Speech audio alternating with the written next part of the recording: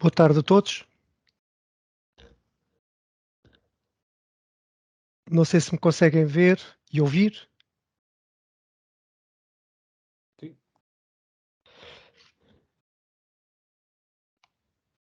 Vamos dar, se calhar, início à nossa apresentação. Ok, obrigado. Estou a receber informações de que sim. Muito bem. Então vamos dar início à nossa apresentação. Ah, Antes de mais, bem-vindos à apresentação sobre comunicação eficaz no pré-hospitalar. Antes de mais, começo-me por apresentar.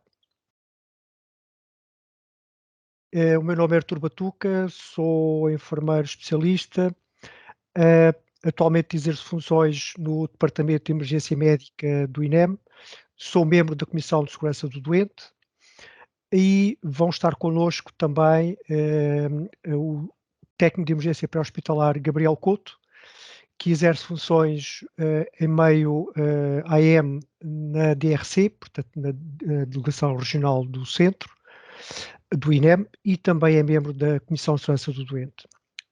A técnica de emergência pré-hospitalar Carla Veloso, a exercer funções no CODU e membro da Comissão de Segurança do Doente. E, por fim, sou a enfermeira André Figueiredo, a exercer funções no Gabinete da Qualidade do INEM e também membro da Comissão de Segurança do Doente. Temos também a preciosa colaboração dos nossos colegas do Gabinete de Marketing e Comunicação do INEM, Dr. António Borges e a doutora Catarina Ferreira, a quem muito agradecemos o apoio fantástico que nos têm dado neste tipo de eventos e na divulgação em tudo o que tem sido feito na área da segurança do doente, no pré-hospitalar, por parte da Comissão de Segurança do Doente. Depois desta apresentação e em nome da Comissão, que é a entidade organizadora deste evento, quero agradecer também a todas e a todos pela vossa presença e partilha desta tão importante temática que vamos hoje falar.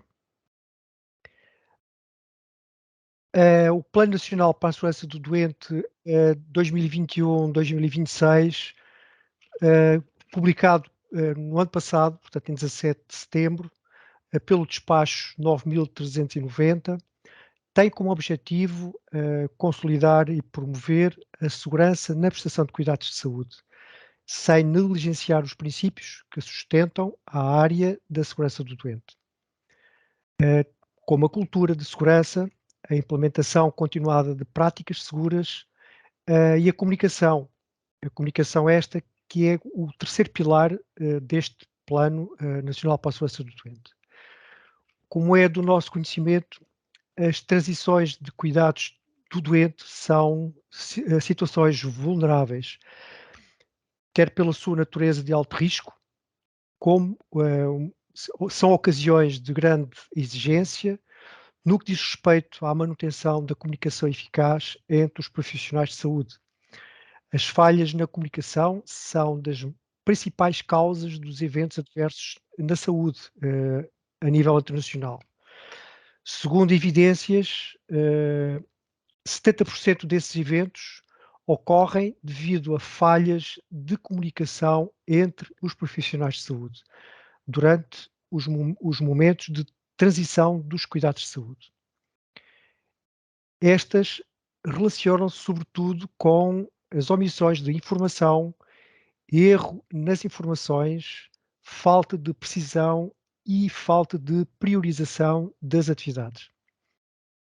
A comunicação eficaz na transição dos cuidados de saúde é necessária para melhorar a segurança do doente e contribui para a diminuição dos eventos adversos. Foi nesta base que a DGS publicou em 2017 a norma 001, a qual nos indica a utilização da técnica ISBAR como ferramenta de padronização na transmissão dos cuidados de saúde. Para além de funcionar como uma ferramenta de uniformização na comunicação entre os profissionais de saúde, a metodologia ISBAR contribui para a rápida tomada de decisões, promove o pensamento crítico, diminui o tempo na transferência de informação e promove, ao mesmo tempo, uma rápida integração dos novos profissionais. Depois disto, depois desta breve introdução, eu vou passar a palavra ao nosso colega Gabriel Couto, que irá apresentar-vos, antes de mais, umas breves questões eh, sobre a temática que vamos apresentar, e a seguir ele irá falar-vos sobre os principais obstáculos e barreiras à comunicação eficaz no pré-hospitalar. Portanto, vou passar então a palavra ao Gabriel. Obrigado, enfermeiro Artur. Antes de mais, boa tarde a todos. Obrigado por participarem neste webinar e estarem aqui connosco. Para começar, como o enfermeiro Artur estava a dizer, vamos falar sobre as dificuldades e sobre a transmissão da eficácia na comunicação e as dificuldades que vamos sentir. Para isso, e para depois desenvolvermos esse tema, e como ponto de partida para esse e para outros temas do webinar, vamos colocar algumas questões que peço que vão responder. Como funciona? Vai aparecer no vosso ecrã as questões e as opções de resposta. Basta clicarem na opção de resposta. Dependendo da plataforma que estão a utilizar, poderá aparecer no centro do ecrã, mais abaixo, ou então utilizando o chat para conseguirem aceder às questões. Ok? Portanto, vamos colocar a primeira questão para iniciarmos a nossa conversa. Ora, aí está em processamento. António. A questão já surgiu, Gabriel. Portanto, Okay. ou vai surgir no ecrã ou vai surgir na parte da conversa. É só as pessoas submeterem o voto na conversa, ok?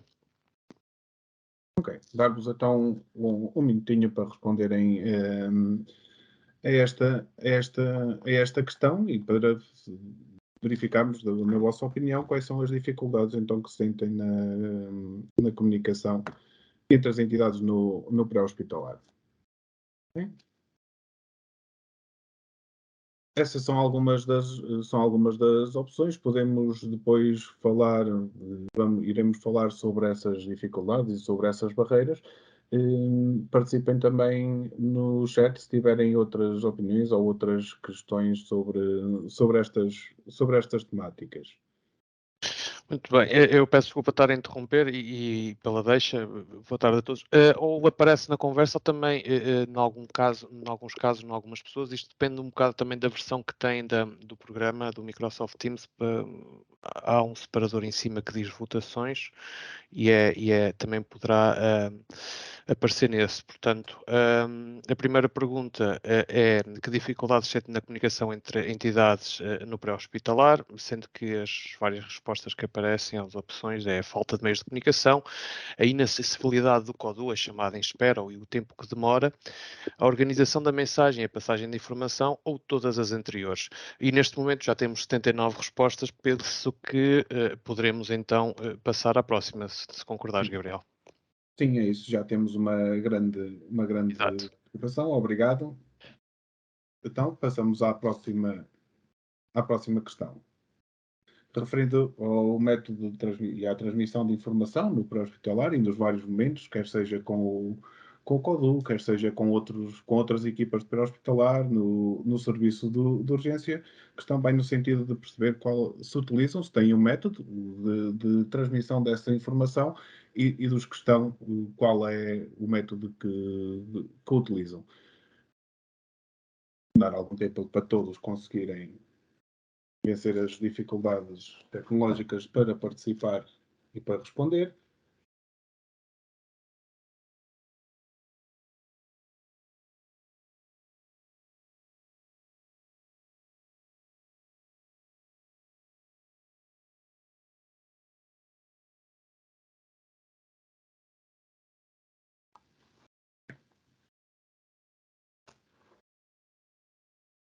aproveitando que o que o António Borges disse, se não conseguirem, se não aparecer direto no ecrã, tentem através do chat ou mesmo em cima no separador de votações.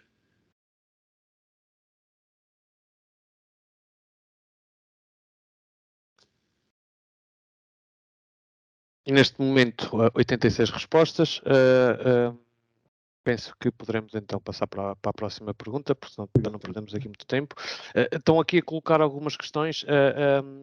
O separador de votações, isto depende um bocado da versão e de como cada um tem o Microsoft Teams configurado. Ou aparece aqui no menu as perguntas no menu das conversas, ou então aparecerá no outro menu das votações. Mas neste momento já temos 94 questões à pergunta número 2, perdão, 94 respostas à pergunta número 2. Eu, se concordares, lanço a próxima, certo, Gabriel? Exatamente. Já temos uma boa porcentagem de respostas. Podes lançar a próxima questão. Obrigado. E aqui é na vossa opinião, qual é a importância desta comunicação eficaz no pré-hospitalar? Ou qual será a importância, ou os objetivos para esta comunicação eficaz no pré-hospitalar? Depois iremos falar um bocado sobre isso. Na introdução, o enfermeiro Artur também já abordou alguns destes tópicos de informação. Aqui também um bocadinho para todos conseguirem responder.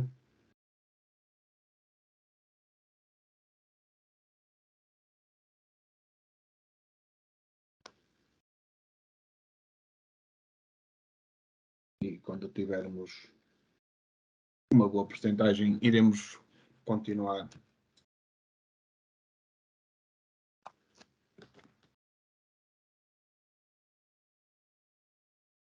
82 respostas, portanto, eu acho que devemos estabelecer aqui o limite das 80 respostas para avançarmos para a pergunta seguinte e elas continuam ainda disponíveis depois na parte da votação e do chat. Podem continuar a ir lá. Podem continuar, exatamente. Portanto, quiserem, podem continuar e podem continuar a utilizar o chat para fazer questões que estejam relacionadas ou coisas que ao longo do webinar vamos falando e queiram ver esclarecidas, ou sugestões, opiniões, podem sempre colaborar nesse chat. Bem, então estas questões eram no sentido de fazer esta introdução à comunicação eficaz. De facto, dificuldades sentidas entre as diversas respostas, todas as anteriores, de facto dão a ideia de que grande parte das pessoas sente como dificuldades na comunicação. E vamos começar por aí, depois ao longo do webinar falaremos de outros temas, de maneiras que temos para eliminar essas dificuldades, de eliminar essas barreiras.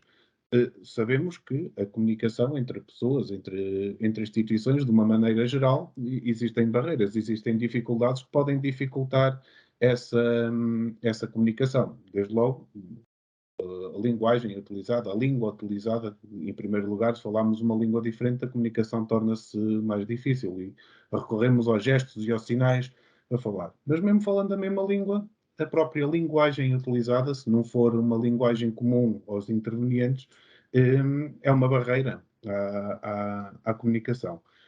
Outro dos aspectos das barreiras que temos é a utilização de procedimentos diferentes. Até estamos a falar com a mesma linguagem, estamos dentro dos mesmos tópicos, as palavras têm o mesmo significado, mas o facto de utilizarmos um procedimento diferente para efetuar essa comunicação, temos uma organização diferente da informação, é uma barreira, porque do outro lado é mais difícil de compreender e de percepcionar aquilo que temos a transmitir. Isso, junto com aquelas barreiras que já são conhecidas e são mais comuns à comunicação, como distrações, e que no nosso âmbito, no pré-hospitalar, acontece. Temos um ambiente que não conseguimos controlar, as interrupções, um familiar, por outra chamada, estando do lado do CODU, por inúmeras coisas que nos podem interromper a passagem de informação. Temos sempre as dificuldades técnicas, físicas, a falta de rede, a comunicação que não acontece, a falta de informação, porque o rádio não está a funcionar, a comunicação não é o mais eficiente, não é o mais perceptível. Tudo isso são barreiras que temos na nossa comunicação.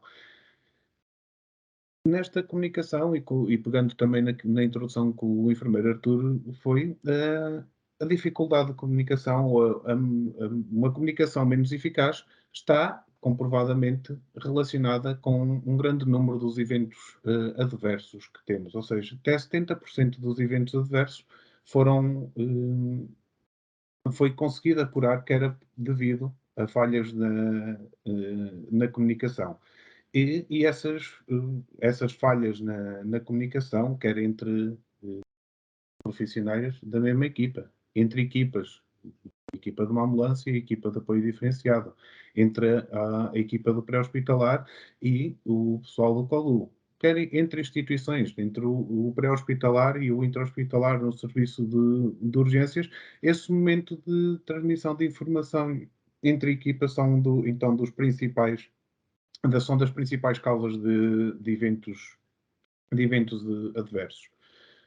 Temos aquelas barreiras todas que já falei, a que podemos acrescentar, então, as omissões, erros nessa transmissão de informação e a falta de priorização da mesma, ou seja, de não ter as prioridades definidas. Seguidamente, vamos falar em alguns métodos para podermos contornar algumas destas barreiras, no que diz respeito à organização da informação e de uma ferramenta para podermos transmitir essas informações, até porque essa transição nos momentos da transição de cuidados estão identificados como dentro da falta de eficácia da comunicação e dos problemas de comunicação que geram eventos adversos, a transição de cuidados na admissão em alta, na transmissão da responsabilidade do tratamento do doente, está identificado como, de facto, sendo um dos momentos mais vulneráveis. Esperemos que conseguir responder e responder às vossas questões, às respostas que deram às questões colocadas e também àquilo que foram colocando, ou que vão colocando no chat para responder. Para isso, vou passar para falar sobre o método de comunicação. Vou passar à enfermeira Andrea para vos falar então sobre os métodos e uma ferramenta a utilizar na comunicação para termos uma comunicação eficaz e na transmissão de informação. Olá, André. Olá, Gabriel, muito obrigada. Aceito a bola. E antes de dar seguimento, gostaria de primeiro explicar o que é isto da transição de cuidados de saúde. Comunicação eficaz na transição de cuidados de saúde. Quando é que, de facto, ocorre o momento de transição de cuidados de saúde pré-hospitalar? O Gabriel já abordou muito sumariamente estes aspectos. Ocorre quando, sempre que há a transferência da responsabilidade dos cuidados ou de informação entre diferentes prestadores que têm como missão assegurar a continuidade e a segurança dos cuidados. E como disse o Gabriel, pode acontecer esta transição de cuidados de saúde entre um meio de emergência no terreno e o CODU, entre um meio de emergência menos diferenciado e um meio diferenciado no terreno, ou entre um meio de emergência e depois a unidade hospitalar para onde transportamos o doente. Por isso, temos vários momentos de transição de cuidados e que, de uma forma geral, são momentos de maior vulnerabilidade para o nosso doente. São momentos críticos, sempre que há momentos em que mudam as mãos que cuidam, por assim dizer, os handovers e os handers, são momentos muito críticos para a segurança do doente, são momentos complexos e em que a comunicação deve, de facto, ser eficaz para prevenir a ocorrência de eventuais eventos adversos. Por outro lado, é nestes momentos da transição de cuidados que surge a transmissão da informação. E aquilo que hoje nos traz aqui. Como é que nós devemos fazer esta transmissão de informação entre profissionais de saúde? E como inicialmente disse na primeira curvatura, existe uma norma da DGS, que é a norma número 1 de 2017, que diz respeito à comunicação eficaz na transição de cuidados de saúde e que tem aplicabilidade a todos os profissionais de saúde e todos os contextos do Sistema Nacional de Saúde. E por isso envolve-nos a todos nós também que elaboramos com o INEM. Esta transmissão de informação é, então, toda a comunicação que ocorre entre os profissionais de saúde e entre as instituições prestadoras de cuidados. É uma comunicação que é sobre a identificação e informações do estado do doente e é uma informação que deve ser concisa, deve ser clara, deve ser o mais precisa possível, completa, mas completa para a alteração que existe naquele momento, completa para aquela emergência em específico, sem ambiguidade, a quem paga e, acima de tudo, compreendida pelo setor. Como o Gabriel disse, é importante para eles a mesma e a mesma linguagem, para sermos entendidos. Qual é que é a ferramenta que nós hoje discutimos aqui? É, então, a ferramenta ISBAR. Esta ferramenta surge nesta norma da DGS, no número 1 de 2017, e trata-se de uma ferramenta de padronização da comunicação. É reconhecida por promover a segurança do doente em situações de transição de cuidados. E é por isso que ela é recomendada. Existe evidência de que a utilização desta ferramenta garante a segurança do doente ou diminui muito a probabilidade de ocorrência de eventos adversos. O que é isto da ferramenta ISBAR? O ISBAR é uma mnemónica pelas iniciais, o I, o S, o V, o A e o R, e cada letra diz respeito a Andrea, Sim. eu peço desculpa interromper, eu julgo que de seguida iremos passar o vídeo, correto? Sim. E há aqui muitas pessoas que se estão a queixar que não se está a ouvir bem, está com bastante ruído. Eu não sei se tens disponível contigo aí à mão que possas utilizar uns auriculares com micro para que tentarmos contornar essa situação do ruído de fundo e se calhar, se concordares, avançarmos já para o vídeo enquanto tentas resolver essa situação, pode ser? Parece-me bem. Obrigada. Obrigado, André.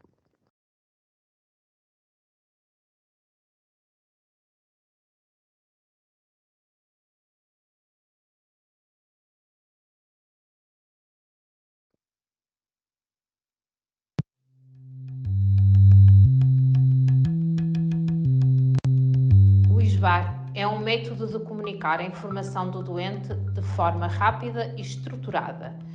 Quando o tempo é importante devido à condição do doente, a informação deve obedecer a uma estrutura.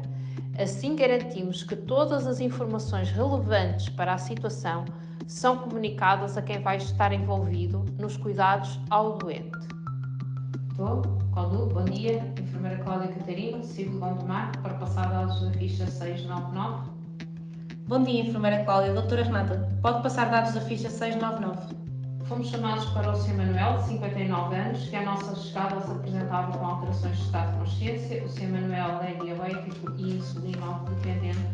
Foi encontrado pela esposa há cerca de 20 minutos inconsciente.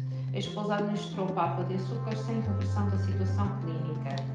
Apresenta um DX de 30, pelo que foram administradas 2 ampolas de glicose hipertónica, neste momento em perfusão, soro fisiológico, 40 gotas por minuto em veia periférica.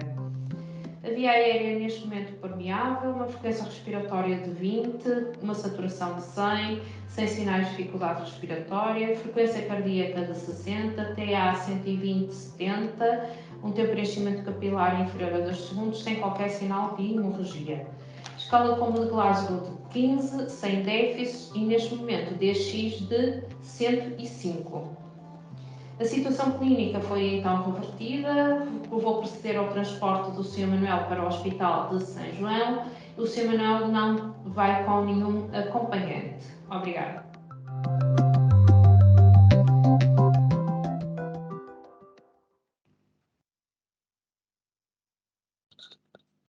Obrigada, António. Será que agora já me ouvem melhor? Perfeitamente.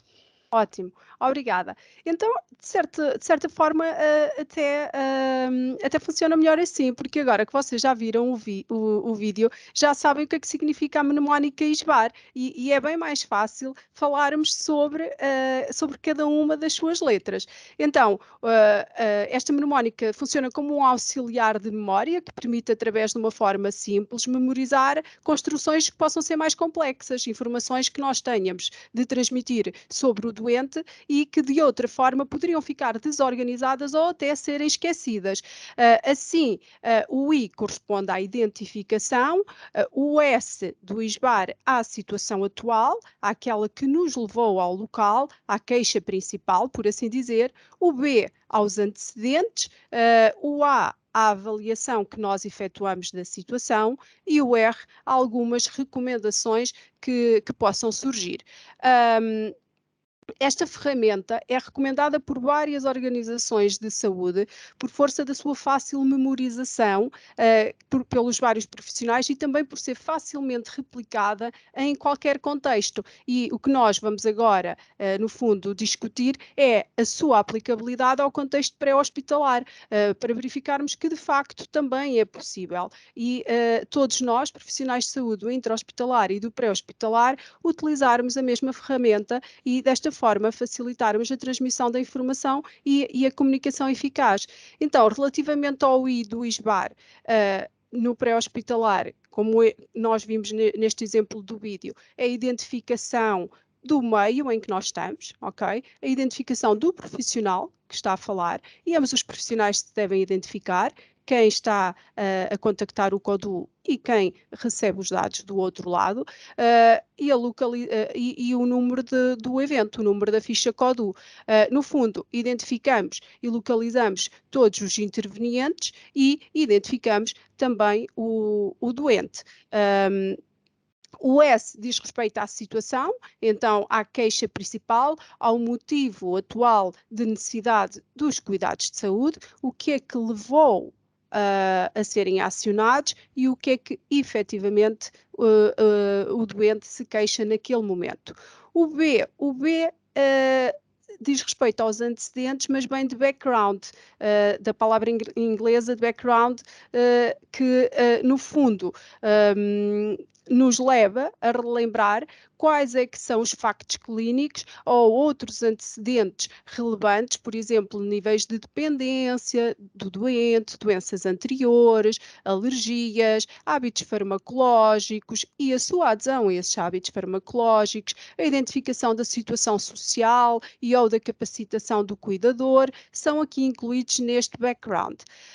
Depois temos o A, que diz respeito à avaliação, e é neste momento da organização da informação que estamos a transmitir, neste exemplo que nós vimos no filme, um meio a transmitir ao CODU, é neste momento da avaliação que fornecemos a informação sobre o que nós avaliamos, sobre o ABCDE. Não precisam de deixar, não dizemos aqui que é para deixar de utilizar o ABCDE, muito pelo contrário. Aqui a avaliação da vítima é que nós podemos recorrer ao ABCDE para passar essa informação, mas vamos passar a informação mais relevante, aquilo que de facto está alterado e quais foram as ações que nós tivemos para dar resposta a essas alterações. Por isso, o A é de informações sobre o estado do doente, as alterações significativas do ABCDE, a terapêutica medicamentosa eventualmente instituída, e também as ações não medicamentosas que possamos ter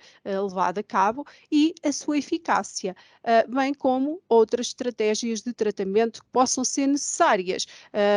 No R, que diz respeito às recomendações, estará então a descrição das atitudes e do plano terapêutico adequado à situação clínica do doente. O que é que isto quer dizer? Na nossa realidade, eventual necessidade de meios mais diferenciados para um acompanhamento, a referenciação hospitalar, de acordo com a situação do doente, a necessidade de instituir uma terapêutica diferente ou de uma reavaliação e novo feedback ao CODU durante o transporte. Por isso, nós conseguimos adaptar este ISBAR também à transmissão da informação entre os vários prestadores no contexto pré-hospitalar, seja com o CODU, seja no terreno, seja na transição para a unidade hospitalar. Carla, queres acrescentar alguma coisa? Nada, vamos acrescentar o que mais falta agora. Boa tarde a todos, agradeço também a presença de todos aqui neste webinar. Vou-vos falar um pouquinho do consentimento real e do consentimento presumido e das recusas. O doente tem todo o direito a dar ou a recusar o seu consentimento antes da prática de qualquer ato ou de qualquer prestação de cuidados de saúde.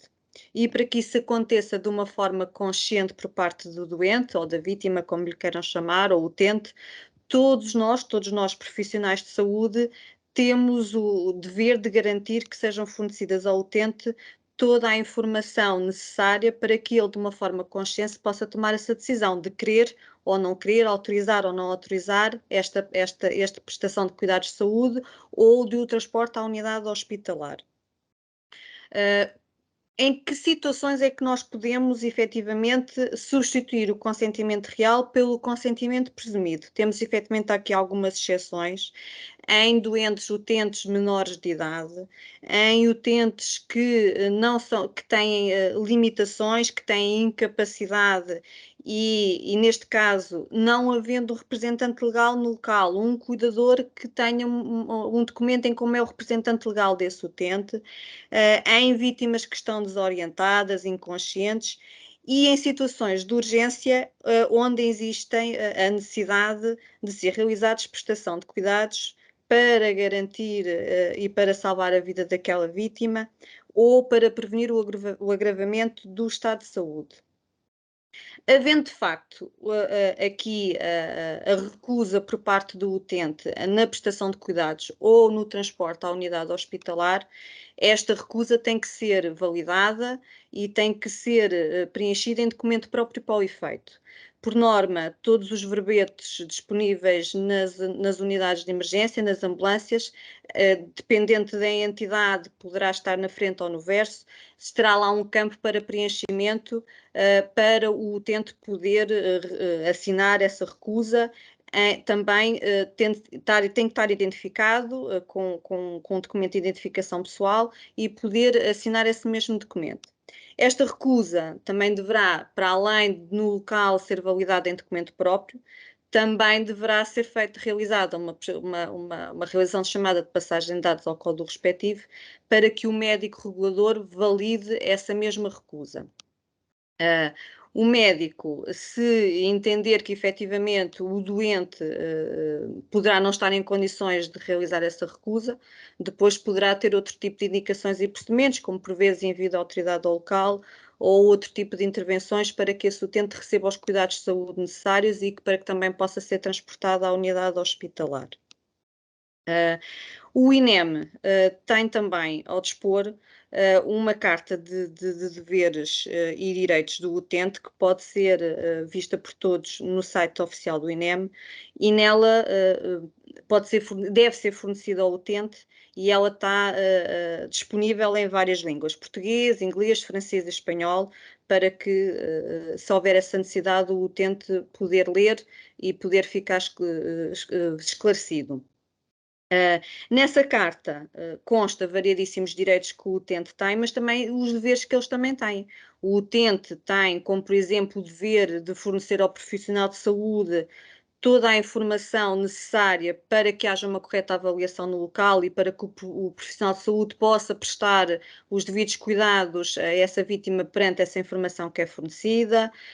Daí ser importante e um dever também do utente colaborar com o profissional de saúde para que esse mesmo cuidado seja feito de forma adequada, zelar pelo seu estado de saúde.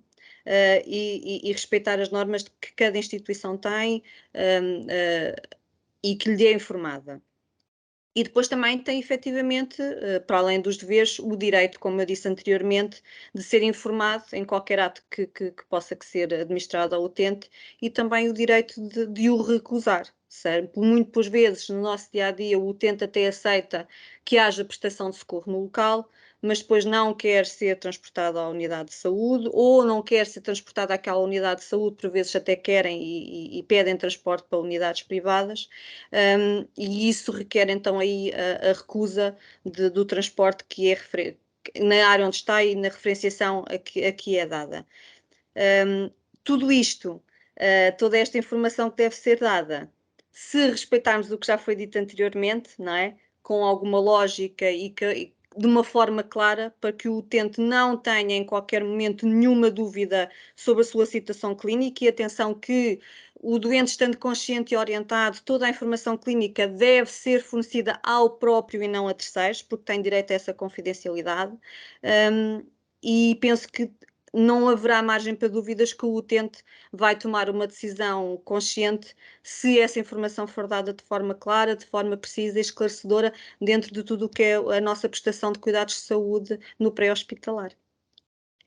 E da minha parte está tudo.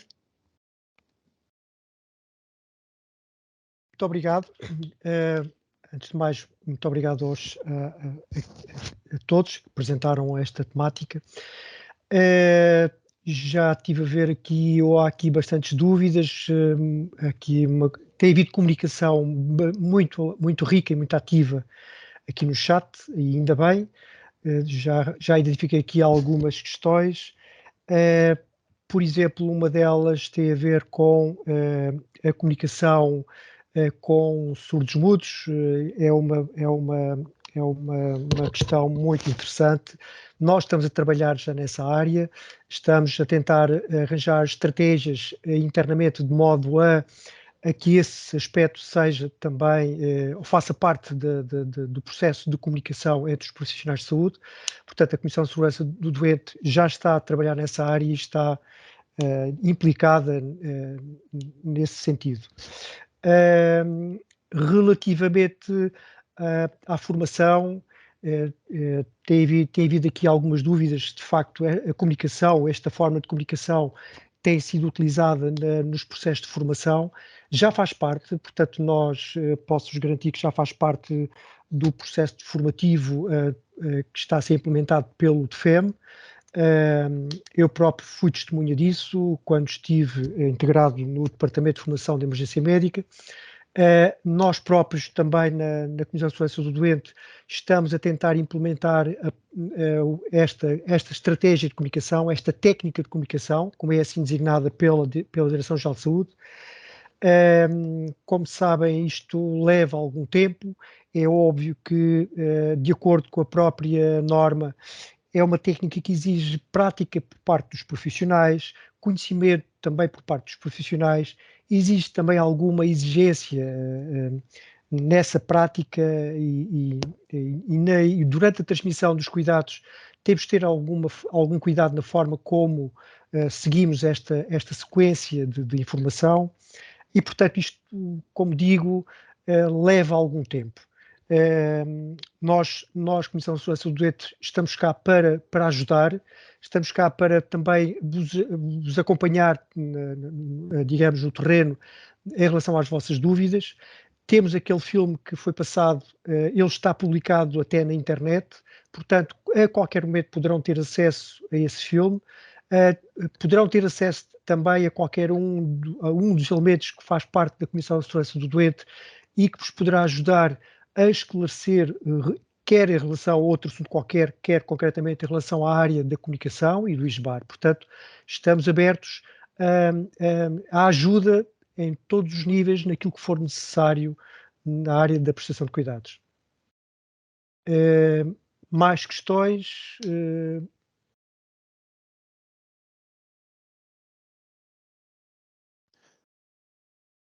Não sei se querem pôr mais alguma questão. Eu, pelo menos aquelas mais relevantes, foram aquelas que me chamaram mais a atenção. Sim, foram de facto, e deixe-me complementar Sim, primeiro, diga. peço desculpa, relativamente às questões do cidadão surdo, já há soluções que foram implementadas tanto a nível do INEM, através da aplicação do iTeams, que, conforme já toda a gente sabe, irá ser brevemente disponibilizada, e está a ser disponibilizada a cada vez mais parceiros do Sistema Integrado de Emergência Médica, quer através do site do próprio SNS 24, onde este serviço tem disponível também uma forma de contacto através de videochamada para esta comunidade de cidadãos. E era só para dar esta pequena nota que foi escrito no chat pela Catarina e era só para dizer de viva voz. Muito obrigado, Dr. António. Muito obrigado pelo esclarecimento. Há aqui uma dúvida sobre a criação de gabinetes subregionais. Não consegui perceber esta dúvida. Não sei se alguém poderá dar uma ajuda neste sentido. Eu penso que, e não desfazendo da importância da questão, mas eu penso que essa questão que foi colocada foge um bocado ao âmbito daquilo que é este webinar que se fala da comunicação eficaz no pré-hospitalar. Pois, eu não consegui perceber a dúvida. É um bocado, tem a ver um bocado mais com a orgânica do próprio Sistema Integrado de Emergência Médica do que propriamente com a questão da comunicação de facto. Eu também julgo que sim. Claro. Portanto, acho que não será, nem até porque não seremos nós certamente aqui neste fórum enquanto eu, o Gabinete de Comunicação ou o enfermeiro, enquanto responsável pela Comissão de Segurança do Utente, que terá a responsabilidade de responder sobre a questão que foi colocada. Exatamente. Relativamente à orgânica das chamadas e das triagens do Sistema Integrado de Emergência Médica, dos parceiros com o CODU. Também gostaria de dizer, e já agora para complementar a informação que há bocadinho foi também dita, para além do nosso trabalho relativamente à área da comunicação e do ISBAR e da ajuda que estamos a dar e o apoio que estamos a dar às equipas no terreno, também sei que a nível hospitalar esta ferramenta, esta técnica de comunicação está a ser também implementada e está a seguir, no fundo, aquilo que está recomendado pela norma 001 de 2017. Portanto, não só o trabalho está a ser feito a nível do pré-hospitalar, como também a nível hospitalar e a nível dos cuidados de saúde primários. Se, entretanto, nós temos aqui algumas questões, já agora podemos avançar por aí, temos algumas questões que podemos colocar também nesta fase da comunicação. Podemos avançar para essas questões? Eu julgo que sim. Então, vamos lançar agora umas questões, novamente como fizemos há pouco, e gostaríamos de ter a colaboração de todos na resposta a essas questões.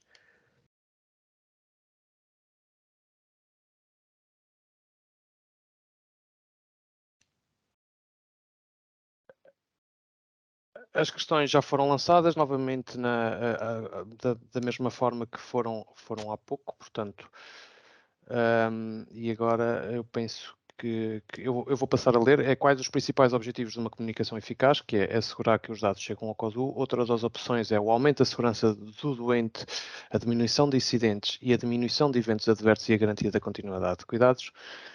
Garantir um bom sinal rádio, VHF e CIRESP e o aumento do volume de informação e uma maior quantidade de dados, um relatório detalhado do histórico do doente e diminuir o tempo de espera no serviço de urgência. Portanto, uma destas hipóteses está correta. Vamos ver se estiveram com atenção.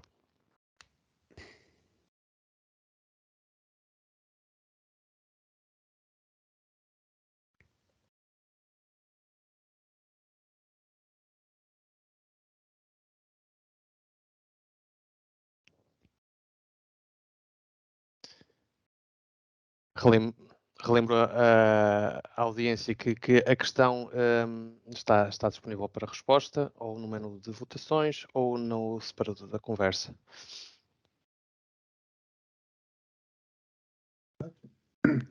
Só pensar um bocadinho.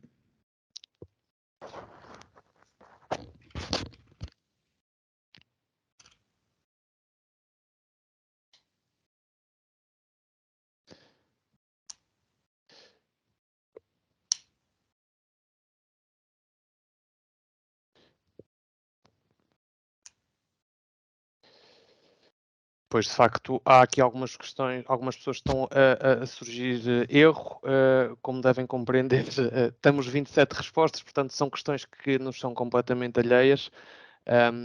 Vamos Pois, alguma avançar coisa. para a questão seguinte, que tem a ver com, precisamente com a ferramenta ISBAR.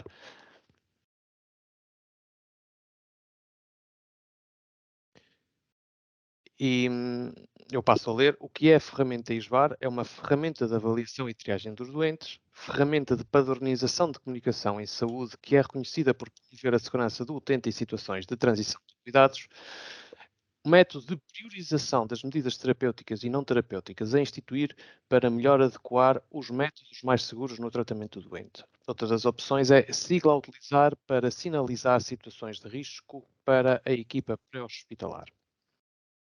São as hipóteses.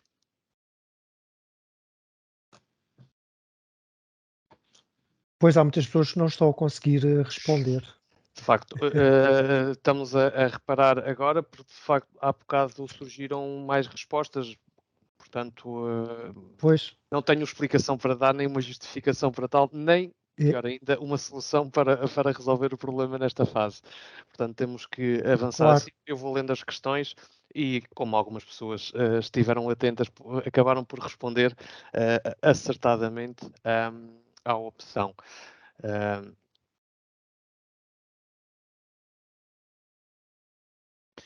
Pois, as primeiras apareceram agora, terá a ver com dificuldades na ligação, velocidade, portanto, Pois, questões que nos problemas são alheias, relacionados com a net, talvez. problemas que têm a ver com informática e que causam problemas de comunicação. Avancemos então para a próxima pergunta, para a pergunta número 3. No final já fazemos um resumo das respostas e daquilo que era suposto. Exato. Responder. E a pergunta número 3 diz o seguinte: quem são os profissionais responsáveis pelo processo de transferência de informação? A primeira hipótese é o médico, o enfermeiro, bem como o técnico de emergência pré-hospitalar e outros tripulantes da ambulância da equipa que acompanha o doente. Outra opção é o administrador do serviço de urgência e o familiar do doente. Outra opção, a terceira opção é o tripulante condutor, pois é ele que tem que fazer a inscrição do doente. E a quarta opção é qualquer pessoa, desde que conheça o utente e saiba o que aconteceu. Muito bem. Se calhar para quem não está a conseguir responder diretamente na pergunta, se conseguir no chat. É o que está muita gente a fazer. Assim, para os restantes continuarem a fazer isto, é uma maneira de contornarmos esta dificuldade.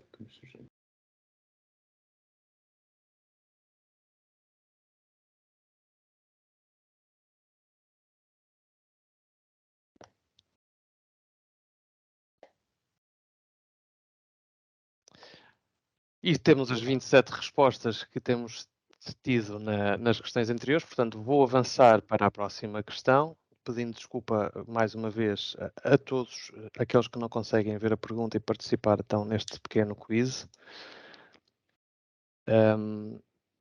E a próxima pergunta, ainda sobre a mnemónica ISBAR, e diz o seguinte: o que significa, na mnemónica ISBAR, o S significa situação atual, descrição do motivo atual da necessidade de cuidados de saúde, vírgula, ou queixa principal. Esta afirmação é verdadeira ou é falsa?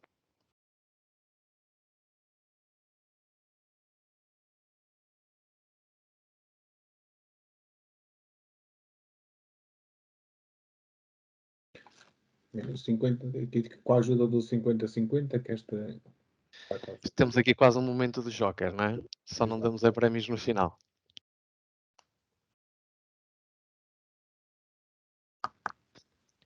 Avancemos novamente então para a questão seguinte. As pessoas têm estado atentas, de facto.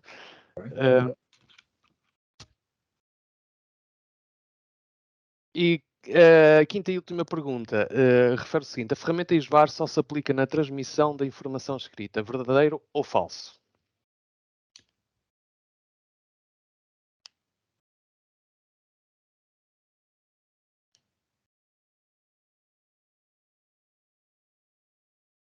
Todos atentos.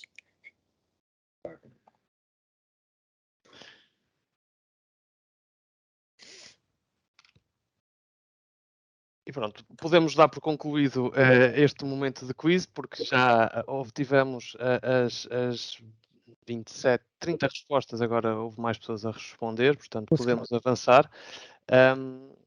Passo a palavra ao enfermeiro Artur. Sim, senhora, muito obrigado. Já percebemos que, de facto, esta comunicação foi muito positiva, foi muito interessante. Conseguimos, através dos resultados, conseguimos perceber que, de facto, houve êxito na recepção da informação, e isso é muito importante. Mais uma vez, nós apelamos à prática desta técnica. É uma técnica fundamental na transmissão dos cuidados de saúde. Todos aqueles que exercem e prestam cuidados de saúde no terreno, estejam atentos. Nós estamos, mais uma vez, insisto, nós estamos cá para ajudar. Se for necessário a nossa ajuda, a nossa intervenção, não hesitem a contactar a Comissão de Segurança do Doente. Temos um mail, o mail é comissão.segurança.doente@inem.pt. Os elementos da comissão, qualquer um de nós poderá ser contactado dentro do horário normal de trabalho e dentro dessa hora e a qualquer momento. Portanto, estamos ao dispor para qualquer esclarecimento, quer em relação à comunicação, ao ISBAR, quer em relação a qualquer outra área relacionada com a segurança do doente.